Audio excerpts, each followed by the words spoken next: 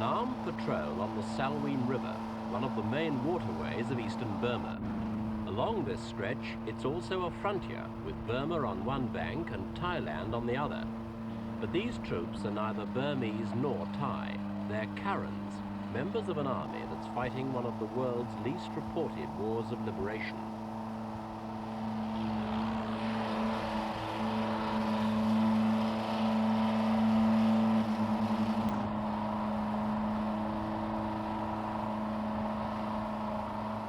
We've been investigating the Kachins, their aims, their lifestyle, and their chances of success. First of all, though, a look at where it's all happening. In the past 2 years, there have been big changes in this part of Asia. Communist regimes have taken over in Vietnam, Laos, and Cambodia, and according to one theory, Thailand and Burma could be the next dominoes to topple. In Burma, the situation's complicated by the sheer number and variety of the government's opponents. The Kachins are the largest minority, with a population of at least 3 million. Their territory is in the east, the white area on this map. The area marked in black belongs to other groups, including Shans, Kachins, and Arakans. All of them want autonomy from Rangoon and the one-party state of President Ne Win. The lineup's completed by the so-called white flag guerrillas of the Burmese Communist Party, whose aim is not secession, but the takeover of Burma itself.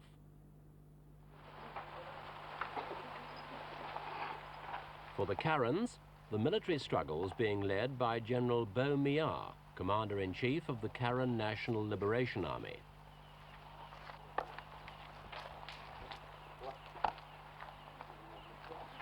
Like most of the army's top brass, the general's based on the Thai side of the frontier, but he keeps in regular contact with his troops, with visits like this one to the training camp of the Army's 7th Brigade.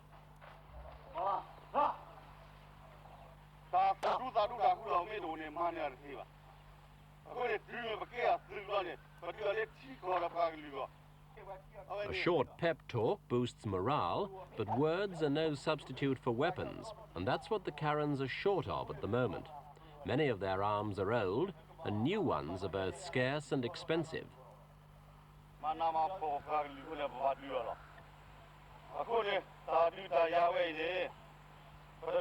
The general's personal weapon, though, has a touch of luxury, a silver colt strung from his shoulder.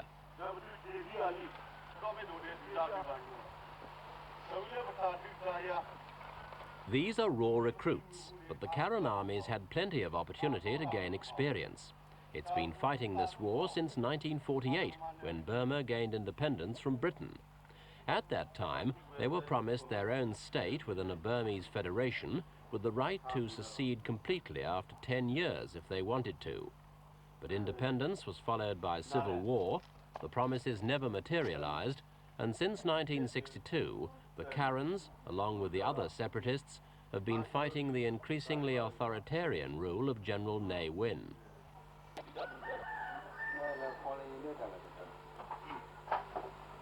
It's been a long, hard struggle for the Kachins, and it's not getting any easier. New recruits are now picked up as soon as they're big enough to hold a rifle.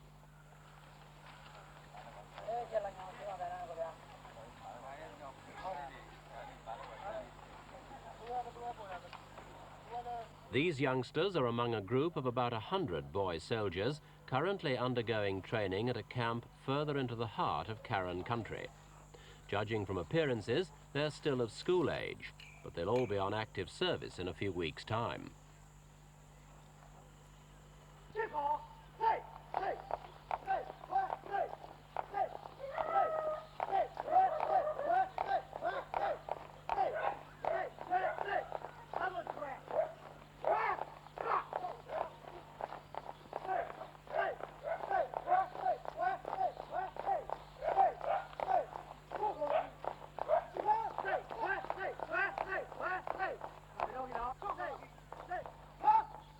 The man in charge of training is the Kachin's intelligence chief, Colonel Marvel.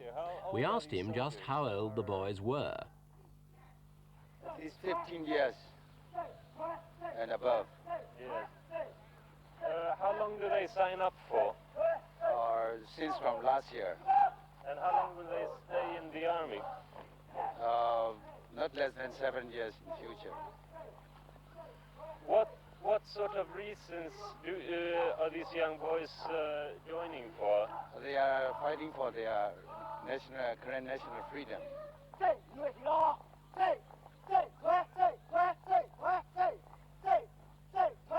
Although there's plenty of snap in the training, most recruits go on active service without ever having fired a shot because the army can't afford the ammunition. We don't need so much training, and we don't use so much bullets for training. They are what I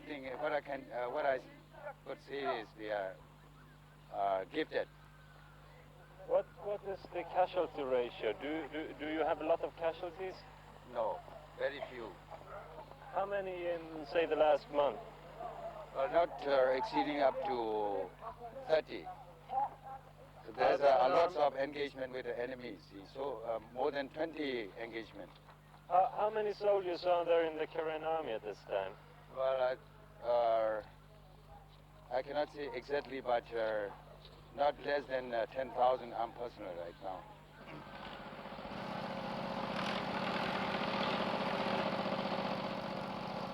More recruits for the 7th Brigade, but no schoolboys here.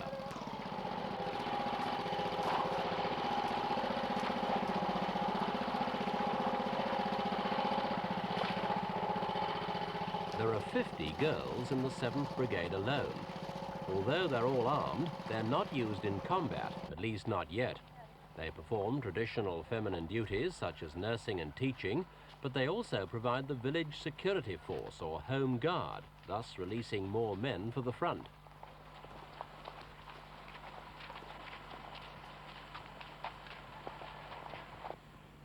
For the past year, the Karen's main headquarters has been here, in an area guarded by 2 mountain passes.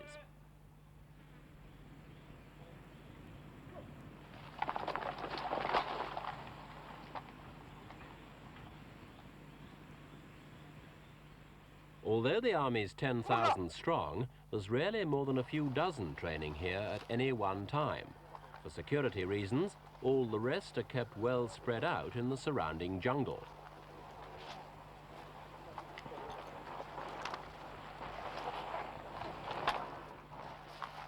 The name of this place means Fields of Victory, and the Karens have abundant faith that that's just what they will be. But until now, there's been little chance of any of the minorities succeeding on their own, and the differences between them have prevented them joining together.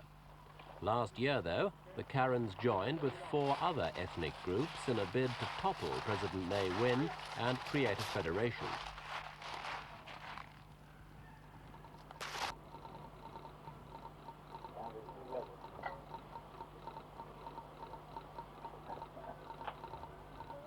The Common Front has done something to improve communications between the groups, but it's got little else to its credit as yet.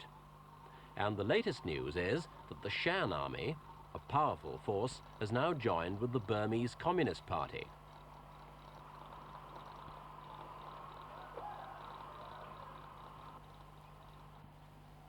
The Victory Fields HQ contains a military hospital. Very small, very primitive, but it had coped somehow with this leg amputation. Apart from this man, a soldier, the hospital contained only 2 other patients when we were there, a farmer and his young nephew. Both had been injured when Burmese troops attacked their village.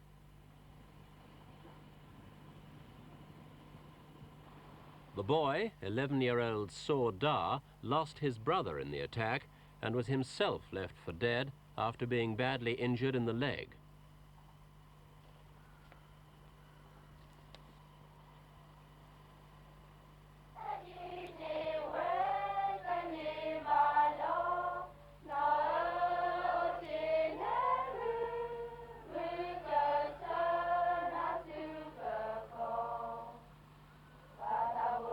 The unlikely echoes of Lily Mar Lane surface in a Karen hymn tune, a relic no doubt of the British period. This is morning prayers at Victory Fields School.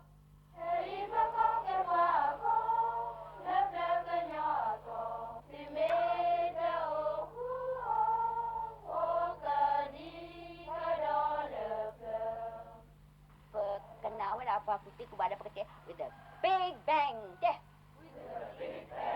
This is it. Look about the feel of how do you know? Big bang theory. Big bang. Bang. Roughly 40% of the Karens are Christians, the rest are Buddhists. But they share the same dedication to their nation's cause and the same stern morality. Life is Spartan, and boys and girls kept well apart. Sex outside marriage is strictly forbidden. The school has over 130 pupils, some of them farmers' children, but mostly the sons and daughters of army officers.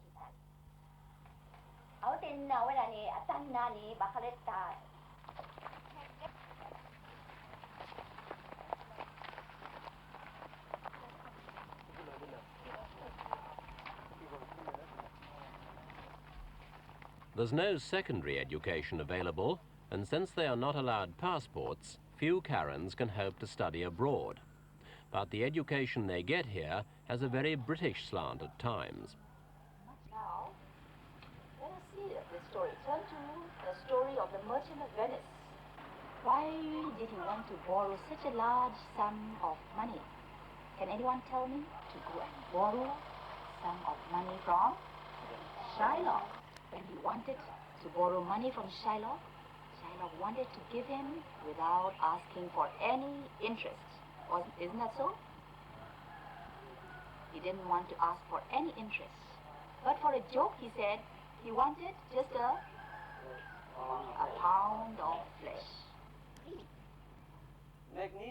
Keeping the school supplied with qualified teachers isn't easy. In fact, it's sometimes so difficult the Karens have had to resort to kidnapping.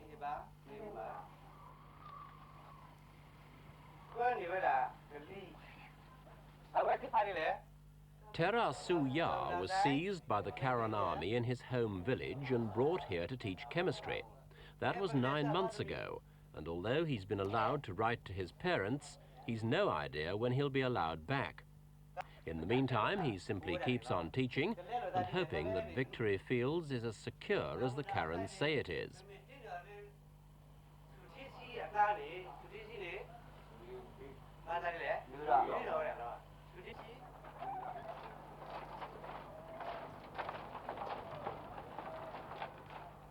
Over 5 fragile bridges which link Burma with Thailand at this point cross several secret jungle trails which are vital to the operations of the Karen army. There's constant traffic here across the border to and from the busy frontier town of Kamura Gate. The Karen-held town's a bustling trading point where black market goods are bought, sold and exchanged, many of them eventually finding their way to Rangoon.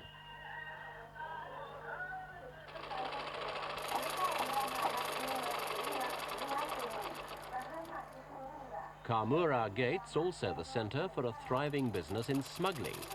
And it's through this illicit traffic that the Karens make the money they need to wage their war. It all goes to make Kamura one prize that the Burma army would dearly love to take from the Karens.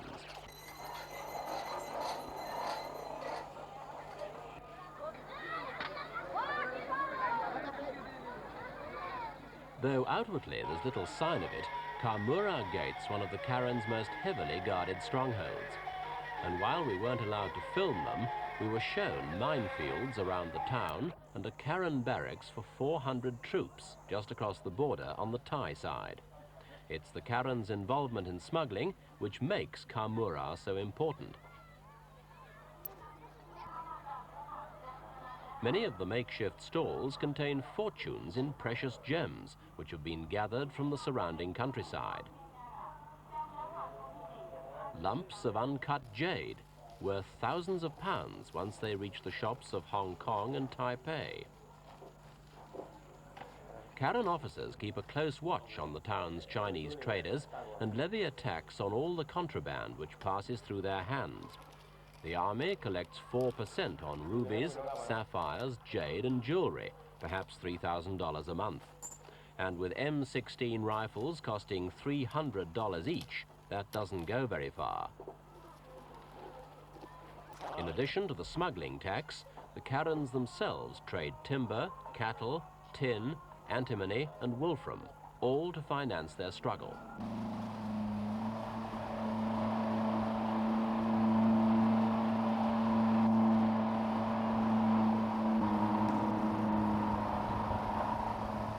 This Karen patrol was on its way to Manh Ba village, where refugees from a Burmese army attack had been given shelter.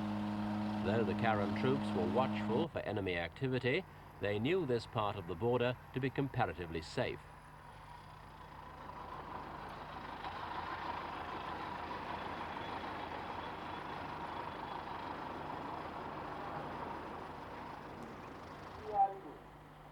The refugees were some of about 2,000 who are known to have lost their homes, though Karen figures are much higher. They claim up to 40,000 have been displaced. Whatever the true number, looking after them poses a problem, for they're widely spread out along most of the band of country which the Karens occupy on the eastern border. บ้านประเดี๋ยวนี้มันจะมาห้องบ้านผมมันเลยก็ไม่ใช่มันห้องทางใต้บ้านผมเพราะว่าได้กลัวมันก็ได้ป้ายกันนี่ใช่ไหมที่มันห้องกันก็ห้องหลายที่ละยังคนตายป่ะคนตายกะ He said the Burmese are fighting with the Karen, and there's some people they in the fighting there. In his village? In his village, yes. มาตายก็เป็นนี่ละมาเป็นก็ตายละมันยังเขายังบาดยุทธ์ประเด็นยังขึ้นมาแอนตี้อยู่อีกบันนี้ก็มันจะเป็นยังไงล่ะมันก็จำเป็นแน่นี่ละ They come in and then they take the rice and take the Burmese soldiers? The Burmese soldiers take the rice and burning some of the village, so they are afraid they have nothing to fight. So when they're coming, they just have to abandon the village. Was anybody killed in his village? หลายๆคนนั้นนอกประเภทประชาชนหันด้วยขายแต่มันตายในป่าในเมียงก็เนี่ย He said when there is fighting, there is the people who kill there, but he don't know how many, and even the people in the village still fighting. They still have some killing, but they haven't seen himself. Manh Ba Zan, the president of the Karen's political wing, the National Union, is the man leading the campaign for autonomy. He's a realist, prepared to bury his differences and join forces with the other separatist movements if that's the only way to achieve his aim. He sees big changes ahead. At present, there's a revolution in Burma. That makes Burma change into the new social system. What I see is because the peoples are fighting against the government because they didn't like the social system adopted by the government. What sort of arrangement can you see to replace the present government in Burma?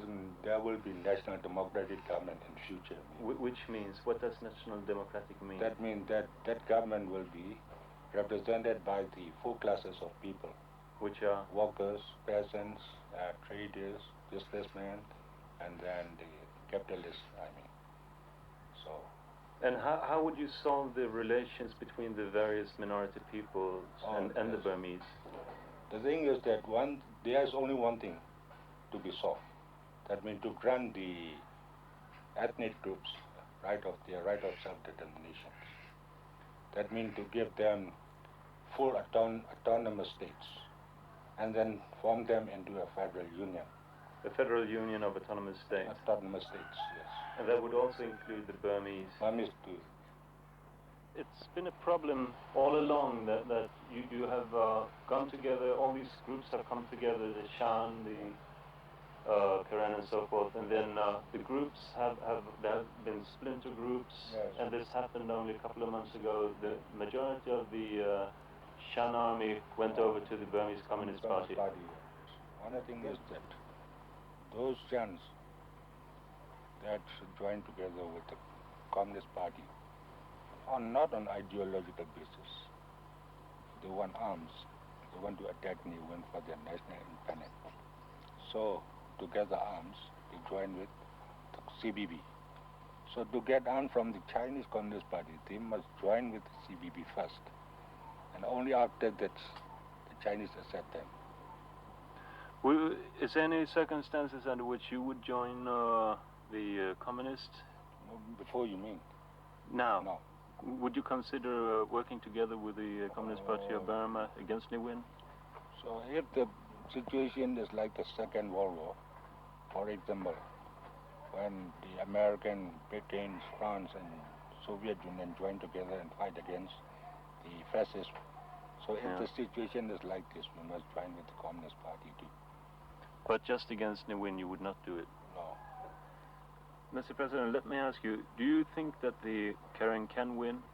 Yes, sure, definitely. Alone?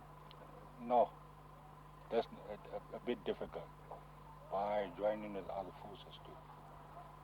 And this, the revolution is not like those in the 17th or 18th century's revolutions. But there are so many ideological differences among us. So thus we have to negotiate or make it to some extent to get equal terms. So we have to wait for it, and then. And besides that, the time is changing too.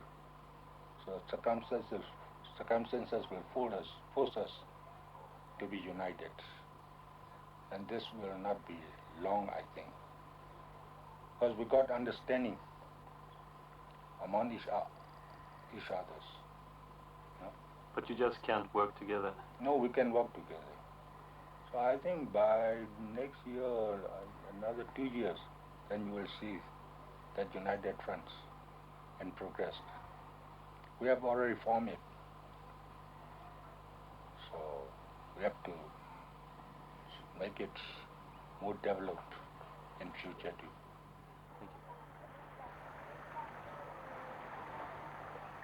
A difficult period in the Karen's already lengthy battle for this beautiful frontier land. Certainly it's an area worth fighting for, but the strain's increasing all the time. In future, the Thai government may not be so willing to allow the Karens their sanctuaries across the border, for Thailand's anxious to secure good relations with Ne Win. At the same time, the Burmese military campaign's being stepped up. There are rumours of an order from Ne Win to shoot on sight anyone found in the hills. It's part of a programme the government calls Victory and Rule, and it could whittle away support for the Karen rebel army among the ordinary villagers of the region.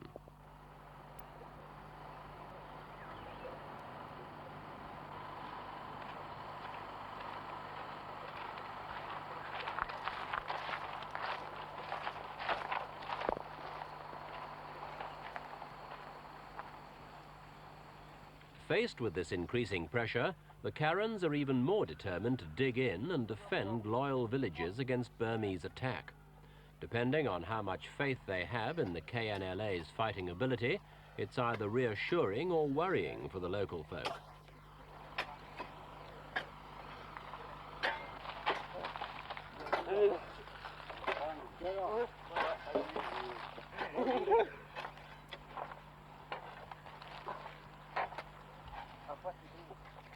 So far, it's estimated that some 40,000 people, soldiers and civilians, have died in the Karen conflict. No political solution to the problem's been sought, apart from a series of amnesties offered by Ne Win and ignored by the rebel leaders, who'll settle for nothing less than autonomy for their separate peoples.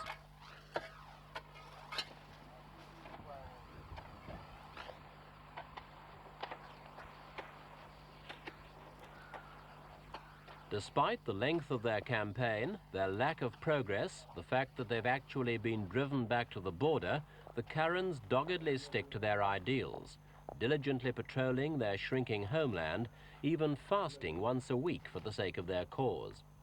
But there's no more evidence today that they're any nearer realizing their dream of a free Karen state than they were in 1948. Clearly, they are pinning their hopes on presenting a united front to the Ne Win government and his forces. In this, the Karen National Union have been the driving force. But the diverse ideologies of the various groups give little promise that the plan will succeed. A political settlement with Rangoon now seems further away than ever before. But that doesn't appear to worry the Karens. Having fought for so long, they're in no mood to give up now. They are just as prepared as the government to fight on to a military solution.